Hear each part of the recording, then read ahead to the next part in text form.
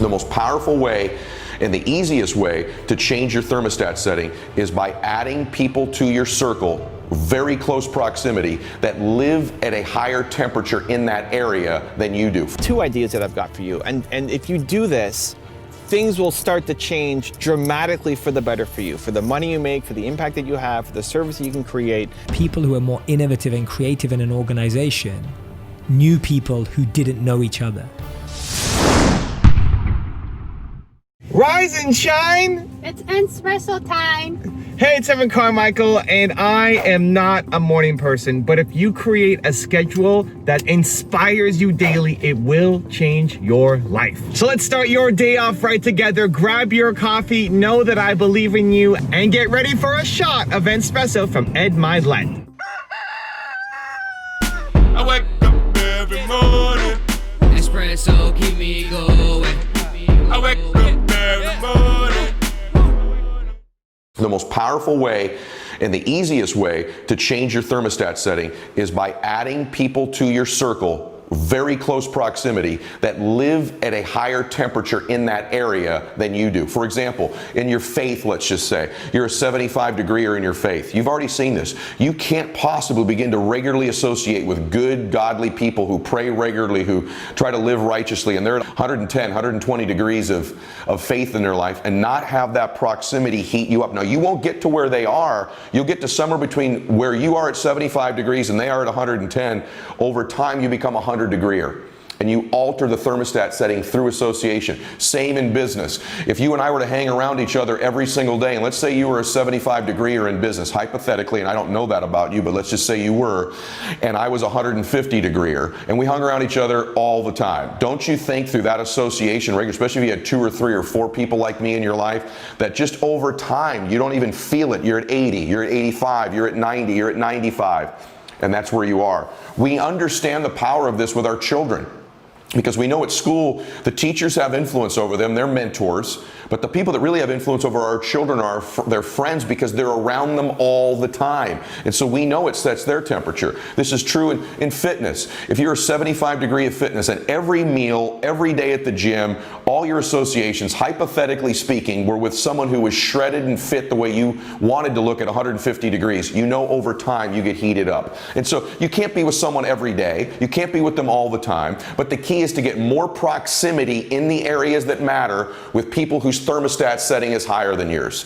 I am a product. You are listening to me right now because I've been so obsessed with this concept of adding new associations to my life that live in the areas that I want to improve in at higher temperatures than me. It's my obsession to this day. I'll give you a secret. One of the reasons I even do my show is I know that I'm influencing many of these guests in the areas that matter most to them through our proximity, and in some cases they do it for me.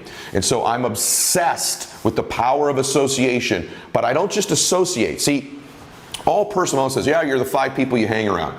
Kinda. You really are the 5 to 10 people you hang around if you're conscious all the time of studying them, of observing them, of asking questions, of the fact that you should be altering your thermostat setting. That's when it really moves. It's not just hanging around. It's consciously and intentionally spending time with people where you allow it to impact you, where you study them, where you really observe them, where you're open to their influence. There has to be a level of trust before you can do that, where you surrender yourself to them. But it's not just being around them. It's intentionally being around people that alters that thermostat setting. So power of association is the main way to do it. Whoever is more confident wins. When you're hanging around somebody, whoever has more confidence is going to be the person who influences and persuades the other person. And this is for all areas of your life. If you're hanging around people who are confident that you will not be successful, and you're lacking confidence in your success, guess what? Their confidence in how unsuccessful you're gonna be will breed into you, and you'll feel like you can't do it. On the flip side, if you're hanging around people who believe in you, who make you feel amazing, guess what? Their confidence in you, their belief in you, will help you believe more in yourself.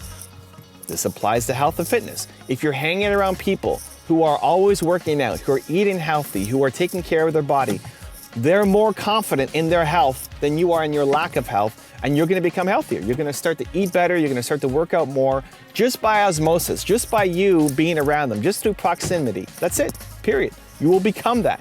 You will become like the people who you spend the most time with. So when Ed Mylett invited me to his home, he's got a beautiful home just outside of San Diego, and he invited me over. I spent the evening there, and if I spent more one-on-one time with Ed, I left that night feeling amazing, bold, confident, ready to take on my big goals, the big dreams. Like, let's go. He's got a beautiful environment. He's got a beautiful family, beautiful house, just motivating as ever. And that evening I spent with him made me feel like I could do anything. If I spent more time with Ed, then I'm sure I would be even more successful. I'd have a bigger impact. I'd be reaching more people. I'd be making more money. I'd be way more successful than I am already right now if I spent more time with Ed. We talked a lot about Ed's YouTube, and I'm sure if Ed spent more time with me, his YouTube channel would be blowing up even more than it already is. Because I'm more confident in YouTube than he is, and he's more confident in the things that he's great at than I am. And so by us spending more time together, we will both get better at the things that we're less confident in. When I went to an event in just outside of Los Angeles, I met Charlie, who runs Cruising on Command, another awesome YouTube channel. If you haven't seen it, go check it out. And Charlie was working out every day, going for runs every day. Whenever we met and had dinner, he was always eating super clean, always eating fish and salad with no dressing, like really looking after himself. And for me, at that time, anytime that I traveled, I kind of used that as my out, as my excuse to say, okay, it doesn't matter if I'm as healthy as I am when I get back. I'll have these 4 days away and then I'll be fine when I come back. So I'd be eating junk and pizza and burgers and everything else. If I spent more time with Charlie, I would be healthier. And in that micro window that we had, him just eating salmon and going for runs every day made me want to be healthier. And if we had more proximity, I'd be even healthier than I am right now, because he's more confident in his health and routines than I am. And so this is really important, because a lot of this is happening in the background. You're not even noticing it. You're not even paying attention to it. If you are around successful people, you would by default become more successful. If you're around healthier people, you'll by default become healthier. It just will happen without you even thinking about it. You'll be pulled there automatically because they're more confident in that area of their life than you are. The problem is, most of us have people in our lives who are not happy, not successful, not fulfilled, not purpose-driven, not healthy. They have the potential, they're good people, they're just not living the life that they want to live. They don't have a high degree of confidence that a life is possible. They actually have a high degree of confidence that things are not possible. And so if you are the most ambitious person in your circle that you're around, that's a problem, because you're the one giving hope, giving belief, giving confidence to other people, but who's doing it for you? And it's probably not the people currently in your life, or maybe you have a few special people, and if you've got those people, hold on to them real tight because you really, really, really need to have that. And so knowing that that's what happens, right? Knowing that this is the way that your life is shaped, now how can we do it with more intention? So 2 ideas that I've got for you. And if you do this, if you actually apply this to your life, things will start to change dramatically for the better for you, for the money you make, for the impact that you have, for the service that you can create, for your health, for your happiness, all of it. Step number 1 is start to really look at the people in your life. The people who you spend the most time with, the closest proximity. How much are they sucking your energy or giving you energy? How much are they inspiring you? How confident are they in your success? And trying to spend as much time as possible with the people who are giving you energy. We don't have that many people who give us energy. You probably don't have that many people that after you spend time with them, you're feeling more pumped up, more bold, more confident, more courageous, more willing to go off and seize the day, right? When you leave them, when you finish that coffee with them or get off the phone call or Zoom call with them, you leave them. Are you ready to seize the day? Or do you feel tired, worn out, burnt out, stressed out because you took on all of their problems and you gave them a great gift and you're trying to encourage, motivate, inspire them, but you don't feel better. You might feel better because you served, which is great, but you don't feel more energetic to go off and seize the day on a big scale. When you find those people, you have to spend more time with them. You have to find a way to spend more time. You have to. You have to be the one to reach out, to put something on the calendar, to schedule it in so that you're spending more time with the people who make you feel better about yourself. And that may not be, Ed Mylett level, right? I only went to Ed's house once. I haven't been back to San Diego since, and when I do go back, hopefully he invites me over again. So I'm not calling Ed every week, but trying to find ways to spend more time with the people who lift you up, even if it's somebody who is an acquaintance, somebody who you don't know super well, but every time you're around them, you feel better. Like, try to put a regular coffee schedule in your calendar with them. Even if it feels super awkward, even if you have to say, hey, this might sound super weird, but every time we get together, every time I'm around you, I leave feeling better about myself. I leave feeling ready to go and seize the day, and I have more confidence and boldness, and there's just something about you that makes that come out in me, and I'm super grateful. I'm wondering if you just want to if you're down for a coffee once a month. And we could talk about our business, we could talk about books we're reading or videos we're watching, and just share. That may seem like it's coming out of left field, but what do you think? And then see what they say. Put that on your list to spend more time with those people. Second thing is what I call aspirational mentors. So I believe that you can learn a lot from people even if you never meet them. That you can have proximity by spending time with them through their videos, through their books, through their podcasts. I've learned a lot through my own videos, through watching Ed Mylett top 10 videos. I learn a lot. I can still have Ed in my environment, even if I had never known him, even if I had never met him. You can still learn a lot from Ed by watching his YouTube channel, by reading his book, by listening to his podcast. You can learn a lot from him. You're still around him. Is it as good as being in his house in San Diego, getting the one-on-one coaching? No. But is it better than just turning on Netflix and being entertained? Absolutely. If you watched an Ed Mylett video every day, you are slowly going to start to think more like Ed Mylett. You are slowly going to start to see the world like Ed Mylett. And apply that for anybody. Tony Robbins, somebody in health and fitness, nutrition and diet, like whatever it is that you want to get great at, put it as a part of your calendar.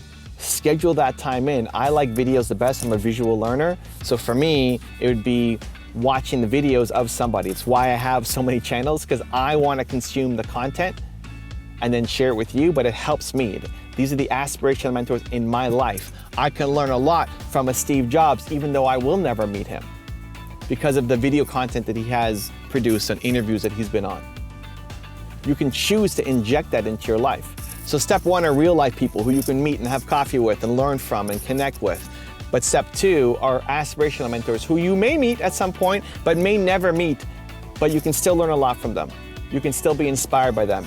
And if, again, this happens not in these one-off big moments, it's daily. It's daily. You need to create in your calendar a daily time to be around the people who inspire you the most. I would look at everybody who has inspired you at some point. Make a list of all of the books you've read or videos that you watch. For me, it's videos that I've watched. Make a list of them, of the people, and then put that into your daily calendar. Create a schedule of 30 videos for the next 30 days that you're gonna watch in your morning routine with intention, not while you're vacuuming. I guess people don't vacuum as bad. That's a weird thing. You vacuum as part of your morning routine. Not while you're brushing your teeth or making your bed or doing something else, but with intention. You're gonna sit down and have your coffee or have your breakfast and watch the video with intention to learn from this person. Because you want to start to think, to act, to adopt the mindset of the Ed Myletts, of the Oprah Winfreys, of the Elon Musk or Steve Jobs or whoever it is, again, that inspires you to be the best you. Think about the people who gave you the most energy and then be around them, even if it's just virtually through video, every single day. Those two things. It'll dramatically shift your life forward. If you stay with the people who are in your life right now, you will stay where you are right now. if you shift it to start cutting out or limiting access to the people who make you feel worse about yourself, and injecting more people who make you feel better about yourself, and then supplementing that with the aspirational mentors of the people who lift you to a higher stratosphere every single day. 1 year from today, your life will be dramatically different, but only if you do it on an every single day basis. Make it happen. I'm excited to see you change. Now I've got a special bonus clip that I think you're gonna enjoy. But before that, it's time for the question of the day. I wanna know, what was your single biggest takeaway from this video and your plan of action to do something in the next week? When you just watch something and get inspired, the science says you have a 35% chance of following through. But when you create an actual action plan around it, you have a 91% chance of following through. And I want that to be you, Believe Nation. And then when you commit to others and have some accountability, like you can in the comment section right here, you increase your chances of following through to 95%. So I want you to follow through. I want to know your single biggest takeaway from this video and your plan of action for the next week. Put it down below so I can celebrate you. I love the book by my brother Evan Carmichael, Built to Serve You guys. This is the kind of thing you get in this book. Most people wake up and drive to a job they hate. Think about your 5 closest friends. Are they happy? Do they live their lives with purpose? Do you? We put on a fake front for what we want people to see and think about us, but the reality is most people aren't happy. We're lost. We settle.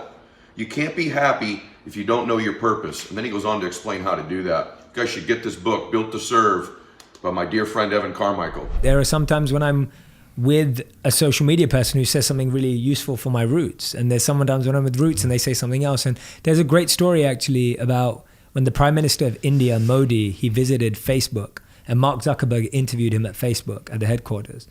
And Mark Zuckerberg told a story. He said that when he was struggling with the direction of Facebook in 2009, he went up to his mentor to ask a question. Now, Mark Zuckerberg's mentor happened to be Steve Jobs. And so he went up to Steve Jobs and he said, Steve, I'm struggling with the direction of Facebook. What do I do? And at that time, Steve Jobs is Steve Jobs. He could have said anything and it would have made sense. But, he could have said, go and meet a venture capitalist. He could have said, go and meet an investor. He could have said, go and meet a tech company. He could have said, I'll tell you what to do. Instead, he said, I think you need to go to India and spend some time in an ashram, a monastery in India with monks. He goes, when you do that, you'll find the answer of what you want to do. And to me, that is exactly why the people that are most successful in this world are successful, because they surround themselves with people who have differing beliefs. And MIT did a research study on this. They found that people who are more innovative and creative in an organization knew people who didn't know each other. So when you know people who all know each other, you end up with the same answer, the same belief, and confirmation bias exists, and you just keep building that echo chamber. Whereas if you've got 2 people who don't agree and you get a checking system, then you can trust your gut and go with what you believe. So I think I try and move away from having people around me. And it's not just yes men or yes women. It's not just about that. It's about building a circle of people, like you said, that want different things for you and knowing what they want for you. So when I'm with my mom, all my mom cares about is my health, right? My mom does not care how successful I am, how many videos happen, how many people I help, even that. And my mom will get over that. She's like, how's your health? Like, are you taking care of yourself? Are you sleeping well? Are you eating well? Like, that's my mom. And it's like, if I go and I measure everything most of that, that's wrong. But if I know that that's what my mom wants for me, that's beautiful. That's what I get from her. And she'll take care of that. And same, everyone plays a different role in your life. Don't expect everyone to play the role you want, and don't expect everyone to play the same role. Recognize that everyone's playing their role in your life and let them play it. That's what makes a good movie. If everyone played the same role in a movie, it would be boring. Very boring. Right? If you want another awesome Ed Mylett video, check it out right there next to me. I think you'll enjoy it. Continue to believe, and I'll see you there. We live too often in our lives some other person's script, right? Someone else's script. Remember this, you're the lead character in the story of your life, and the person who controls that script is you and your God. Without the kick, you stay stuck.